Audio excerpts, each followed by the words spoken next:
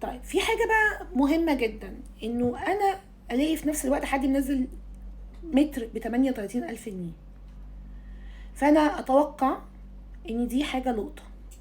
ده توقعي انا، ان انا واحده بعيده عن المجال. طب اللي نازل السعر ب 38,000 جنيه ده بنى ايه؟ عمل ايه قبل كده؟ هو مين؟ الارض دي وضعها ايه؟ هل تم قرار وزاري وتخصيص بالبناء؟ هل تم دفع الاقساط؟ ما هو احنا لازم نفهم.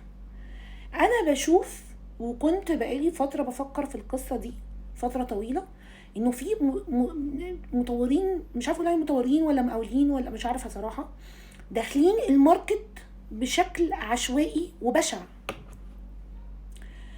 يعني انا ما كنت بشتغل في 2015، ده كان بدايه شغلي يعني. انا كان في كام مطور كده ويعني بنشتغل واسمهم بيلمع، وهم ممكن يتاخروا، ده كان بيسلموا حاجات حلوه قوي، يعني حاجات تحفه.